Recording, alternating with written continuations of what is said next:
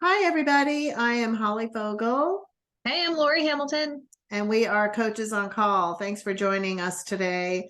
We are wrapping up, getting ready to wrap up our 7-part mini series. This is take 9, and it's all accumulation. Say that fast. Of the 7 characteristics of agents that could be at risk of being left behind as we move into a changing market. So just to recap, we went through the uninformed agent, the secret agent, negative agents, passive agents, undisciplined agents. And today we're going to talk about the unfocused agent. It might sound a little bit kind of like passive or undisciplined, but this one is really going to help you identify where people are that need to do something, and are those people aligned with the pillars that you have chosen to work to try to find real estate opportunities in. So this is kind of a fun one. Lori and I, in preparing for this, kind of went round and round because we could approach this from several different avenues. And what we decided to do was do just that. We're going to kind of talk about finding some niches. They always, they say the riches are in the niches, and where you focus your attention, you get returns from. So whatever you focus on grows. And that's why I'm not a big fan of multitasking or having too many focuses, because you stretch them so thin that none of them actually really improve. So hopefully we're going to give you a little bit of insight on how you could do some self-reflection after today's session and really look at where you're focusing your time and attention toward your strengths. So as we started talking about this, it kind of reminds me when I first got into real estate, back when we were doing interest only loans and people didn't really have to have a job to buy a house, and they didn't really need to have too much paperwork.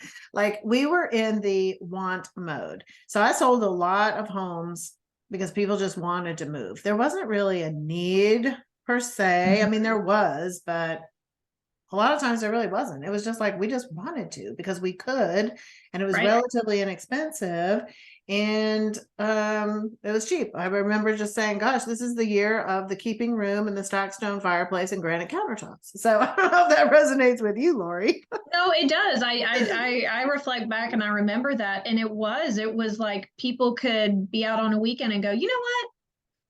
Yeah, I out looking at new construction. You know what? Yeah, this is actually a possibility for me. Okay, cool. Yeah, let's go ahead and sell our house and then to upgrade to something else. So yeah, we wanted to, you know, we if we wanted to, we did, kind of Yeah. thing. And So not to, we were not to excited to say, do it. yeah, and not to say that want isn't still a focus, but sometimes when conditions change, things become more of like, we need to move, Right. and so when the wanting kind of wanes, when the wanting folks wane, we need to make sure that we have, strategies and skill sets in place to shift to who needs to move. And I think the bigger point is when we talk about transaction count going down. And so what I've heard from like Lawrence Yun and people like that is, instead of in the 6 millions, which is actually very, very high, typically home sales are in 5.5, 5.7 million, we could be as low as 4.2 or 4.5 million. So the number, it's not going to be zero, thank goodness. So the number of transactions is absolutely going to tighten.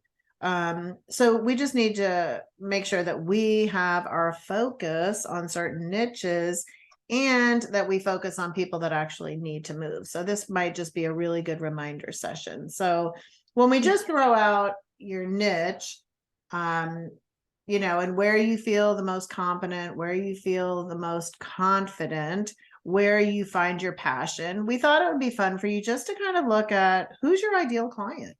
Right. So what are some things that we can give them, Lori, to have them really reflecting and sitting for a few minutes and thinking about who's your ideal client? What do we mean by that?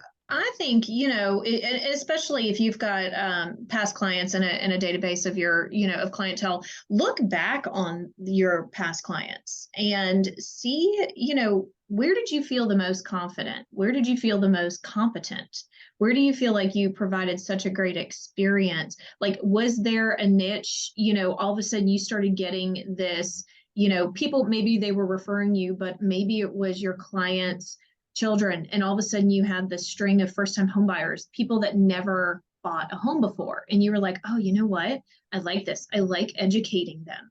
I like telling them, hey, let's do the fun stuff and we're going to go. Yes, we are going to look for a house, but I want to prepare you, and I want to prepare you so well that you're going to feel so confident in your decision. Maybe you like that. You like the counseling and the leading, guiding, and protecting of a first time home buyer. Maybe it's all of a sudden you got this opportunity from a seller who wasn't successful. They didn't sell their home with the agent that they listed it with.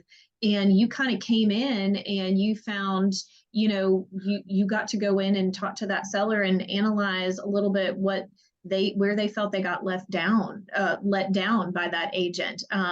Maybe you were coming in and you felt like, I don't want to say cleaning up somebody else's mess. That's not really what I'm getting at. I'm kind of getting at, like, you show how you can actually make their experience better and you can actually help them succeed. So maybe it's that type of niche, I mean, that would be, an expired listing or a listing that withdrew.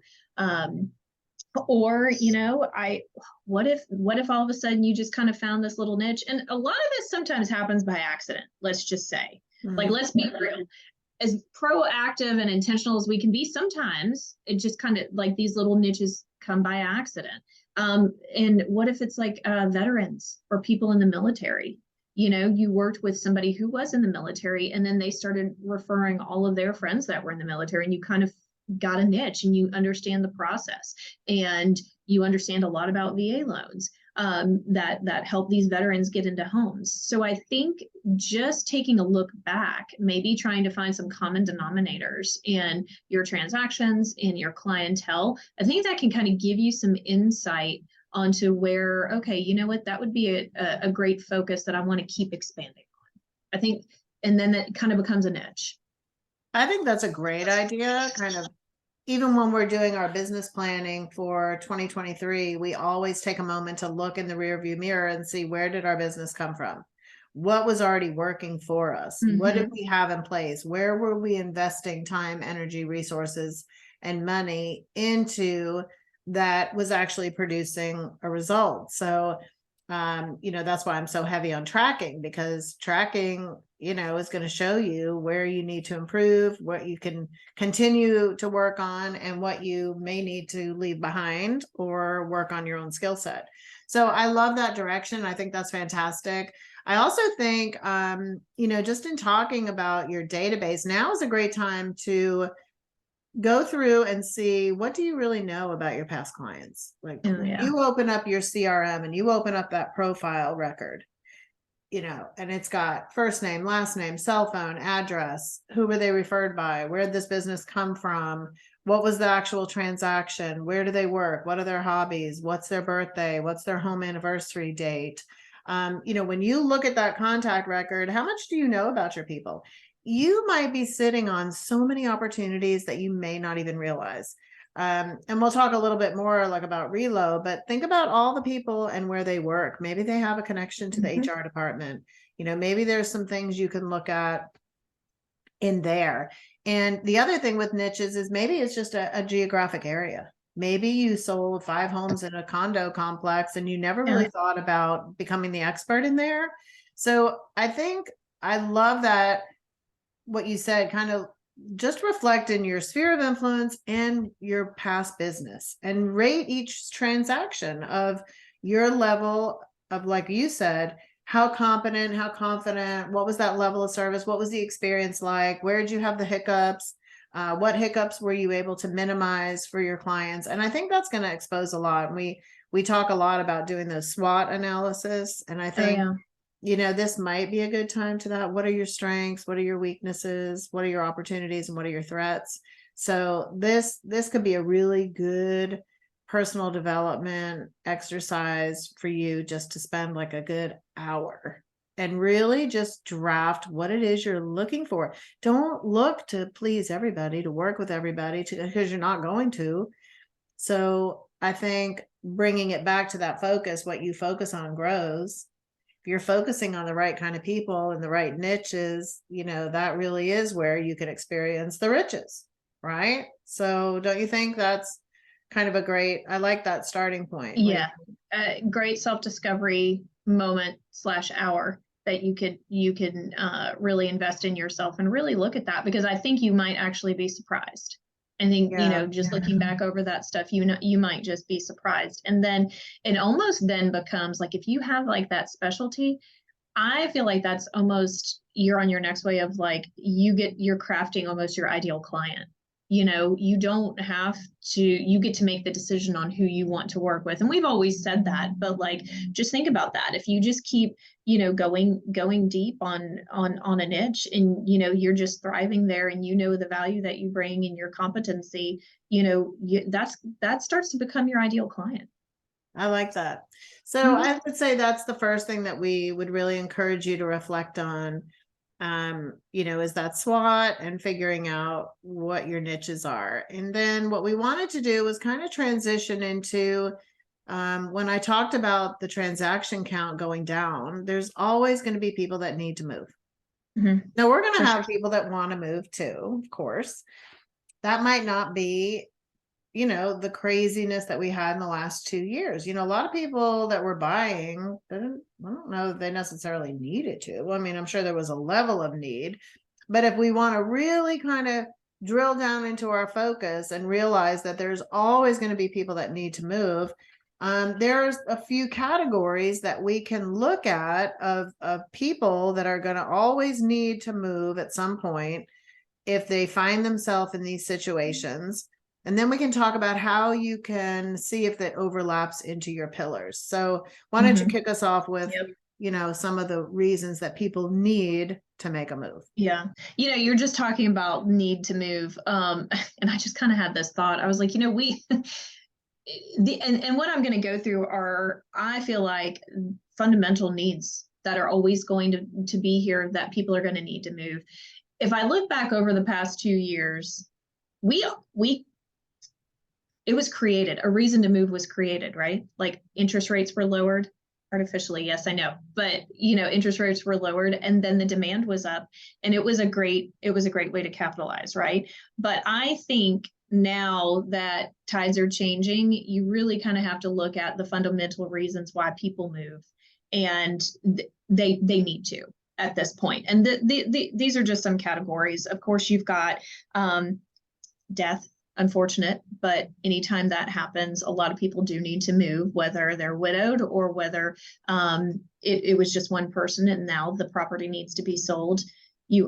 That's always going to happen. Okay. Divorce, no matter what the economy is, that is actually occurring all the time, every day, every month, every year. So those are people that typically need to move.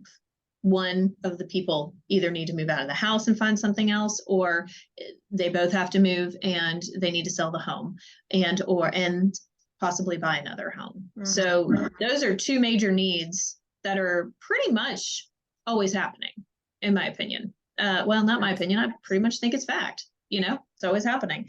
Then, of course, people do get jobs and do have to relocate. Mhm. So Yeah. you've got the relocations. I mean, cross country relocations. Sometimes, just even just within your state. Sometimes you end up moving within your state, but different areas of your state. So there's I always think, the relocation. yeah. And to piggyback on relocation, I think too, just the landscape of people being able to work from home Oh yeah. in those positions, they now feel that they're empowered to really work from anywhere. So maybe a desire to move somewhere before was curtailed because they had to be in an office, Mm-hmm. where, now they have that ability to work remotely. So analyzing, is it a long-term commitment that it's remote? They're able to make these assessments and these moves, that just adds to the fit, just whether or not it's a brand new job or a Yeah. complete reload. So that's another kind of little niche within the job situation. What Oh else? yeah. Yeah, and of course, downsizing. People are always downsizing. I mean, due to life circumstances, due to age, I mean, there's plenty. Actually, I was working with a couple of the new agents, and they realized in a certain neighborhood, they were like, a lot of these I see a lot of graduation banners that went up over the spring. A lot of their kids are graduating, and it's usually a lot of it is their last child graduating from high school. And they decided they were going to, farm that area so that they could identify, because they're probably going to downsize. So they've got a need there. And, downsizing is always going to take place. And then so is upsizing, and what I mean by that is, that can come in different categories, but I think of, somebody who got their first starter home and now maybe they've got a family, they expanded, or they're blending families, and they're running out of space. So the upsizers are always looking for another place to go. It is just a natural fact of life that I think, these basic needs that just happen over a lifetime by living are always going to need to be served. So Yeah, find and people I think that need help. yeah, and I think with the family situation, we've seen a lot of multi-generations, wanting to live Oh, yeah. together. There's been a lot of that too. So they just buy a bigger house to accommodate, more family members, Yep. even if it's multi-generational. So I think that's another avenue. And then I think maybe just the last one that we could touch on would be people that are, honestly, they got into a lease for whatever reason. Maybe they were new to an area, or maybe they've been working on their credit, or they checked out an area because it was a job reload, but they didn't want to make a full commitment to a house yet. So those people that their lease is ending, and they are leaving the rental, market. I think there's always going to be a need for those folks too. Always. Whether they're renting a home, and then what happens? People, if they're renting a home, sometimes those people that own the home end up wanting to sell that property. So they're needing to move again. They're needing to find a place to live. And now is probably their time to buy, or it's coming to an end, or if they're in apartments and their lease is coming up and they're tired of the apartment lifestyle. So yeah, I don't see a lot of people really, targeting those apartment complexes, which really sometimes shocks me, but I always think it's a great farming area, and there's a lot of tools for that as well. So I think as we think about, being unfocused and kind of narrowing in that focus, we identify the client, then look at your current pillars. We talked about picking 4 different sales channels in which to work opportunities, whether it's farming, sphere of influence, expireds, open houses, social media, whatever those strategies are. I think it would be good to really write down those strategies and then look to those people needing to make a move, and where do you see the overlap? If you're, if I think about farming, well, if I look at divorce, death, new jobs, downsizing, upsize, how much of that can apply to my farming? And if you've never farmed like an apartment complex, geez, there's all kinds of great tools. There's that apartmenttoolkit.com, has all kinds of great resources for working apartments. So that if you're already doing farming, maybe you switch a farm area, or maybe you add an apartment to your farming. But then if you're farming, look at that category. Is it a neighborhood where people would be downsizing to or from? Yeah. Is it a starter neighborhood? Is it a starter neighborhood? And you're like, okay, you know what? These people, eventually folks somewhere in there are going to need more space, whatever their life circumstance is. And they're going to have to move, and they're going to want to be in a move up. They're going to want to go to the next move up neighborhood. Then downsizers, again, are these homes that are, yes, physically large, but is there, maybe a certain demographic in there that you can identify? Like I just gave that example about in the spring, we noticed a lot of high schoolers graduating. Those folks are probably going to want to downsize, kind of keep tabs on what's going on in that neighborhood to see, because people will tell you, oh yeah, we had like 15 people whose kids just finished high school and now they're empty nesters. They're probably going to need to move. Yeah, I think just really being cognizant of those categories of people that need to move, and then tie it back to your strategy. So if you're in social media, what do your ads look like? What does your conversations look like? What are you talking about? Are you, if you're going to do the, if you're going to focus in on the vets, you know, or first responders or whatever. So are you targeting certain loan programs? Are you doing those ads? Are you talking about that? Are you seeking that out? Are you looking for Facebook groups that have those kinds of people in them? So I think what happens is we figure out our pillars, and then we just do the activities without any thought as to who is our target. And that works a lot of times. But I think as the transaction count goes down and affordability still remains a factor, I just think our efforts need to be really fine-tuned and have that intentionality of the actual client behind the method. And that's really what we kind of wanted to get into on being focused. You know, not closing the door to everything, but just being a little more intentional and to me, it just also reminds me that there's always going to be someone that's buying or selling. I was going to say this kind of turned into find people who need your help. I mean, you're always, and that's great news. No matter what the market is, there is somebody that needs your help. And I mean, we just gave how many, 1, 2, 3, 4, 5, 6 fundamental ways. Like those are just kind of foundational stages of life and life circumstances that are always happening, that you can always find somebody that needs your help and that you can help. So finding that service.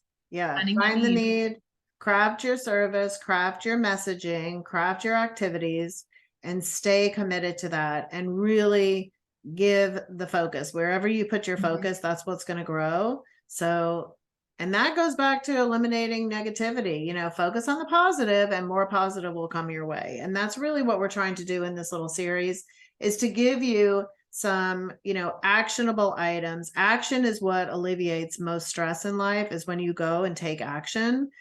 So it's not about what we know. It's really about what we do. And anytime you're feeling any kind of anxiety or fear or anything, the best way to overcome that is to go and take action. So if you can build out your action activities management system, I promise you, you know, good things are to come. So do not get paralyzed by anything. You are in full control, you're on full power, and we want you to have a fantastic year next year. And everybody can, if you're willing to go and take that concerted action with good direction and a lot of great focus. So I would say, you know, if you find yourself having that characteristic of the unfocused agent, find the people that need your help. And, you know, we don't want you to be the unfocused agent, because they can get left behind. We don't want you to be at risk.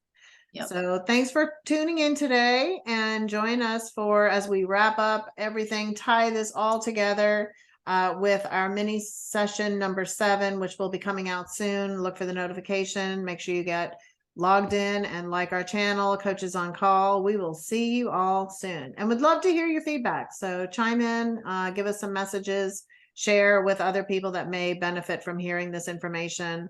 And we look forward to talking with you all soon. See ya. Bye.